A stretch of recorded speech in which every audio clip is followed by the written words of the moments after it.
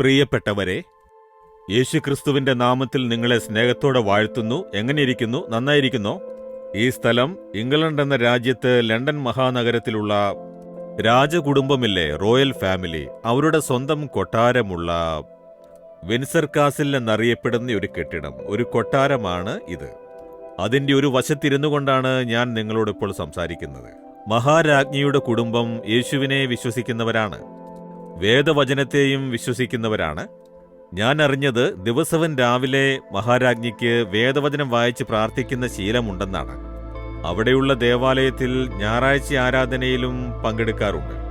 അവർ കുടുംബത്തോടെ മക്കളോടും പേരക്കുട്ടികളോടുമൊപ്പം ആരാധനയിൽ പങ്കെടുക്കുന്നത് ഞാൻ നേരിൽ കണ്ടിട്ടുണ്ട്. എനിക്ക് അങ്ങനെയൊരു ഭാഗ്യം ലഭിച്ചിട്ടുണ്ട്.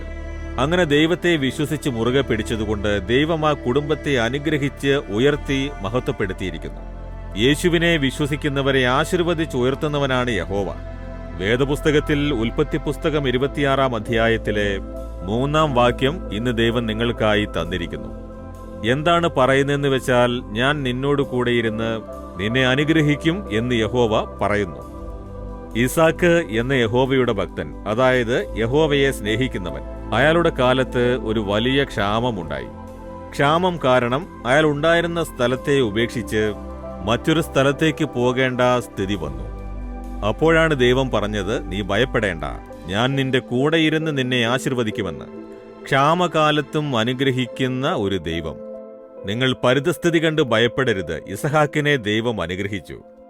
എങ്ങനെയാണെന്നറിയാമോ? ക്ഷാമകാലത്ത് അയാൾ വയലിൽ വിത്ത് വിതച്ചു, 100 മടങ്ങ് ഫലമുണ്ടായി. അതാണ് എല്ലാവർക്കും ആശ്ചര്യം. ക്ഷാമകാലത്ത് എവിടെയും വിളകളില്ല, മഴയില്ലാത്തതുകൊണ്ട് ബാധിക്കപ്പെട്ടു. ഇസഹാക്കിന്റെ വയൽ മാത്രം 100 മടങ്ങ് വിളഞ്ഞതെങ്ങനെ? അതാണ് ദൈവം കൊടുക്കുന്ന അനുഗ്രഹം. നിങ്ങളുടെ ജീവിതത്തിലും ക്ഷാമകാലമായിരിക്കാം.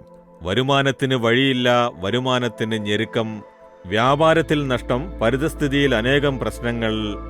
ഈ അവസ്ഥയിൽ എങ്ങനെ ജീവിക്കും എന്ന് കലങ്ങുകയാണോ? ദൈവം ഞാൻ കൂടെയിരിക്കുമെന്ന് വാക്കുകൊടുക്കുന്നു. ഞാൻ നിന്റെ കൂടെയിരുന്ന് നിന്നെ അനുഗ്രഹിക്കും. ദൈവം കൂടെയുണ്ടായാൽ മതി, എല്ലാ കാലത്തും നമുക്ക് അനുഗ്രഹമുള്ളവരായിരിക്കാനാകും. ക്ഷാമങ്ങൾ ബാധിക്കില്ല, പ്രകൃതിക്ഷോഭങ്ങൾ ബാധിക്കില്ല, പ്രകൃതി നാശങ്ങൾ ബാധിക്കുകയില്ല. അവയ്ക്കിടയിലും അനുഗ്രഹം. നിങ്ങളുടെ ജീവിതത്തിൽ ഇതൊരു ക്ഷാമകാലമാണ്, ഞെരുക്കമുള്ള ഒരു കാലം. എന്തു ചെയ്യണമെന്ന് പരിഭ്രമിക്കുകയാണോ?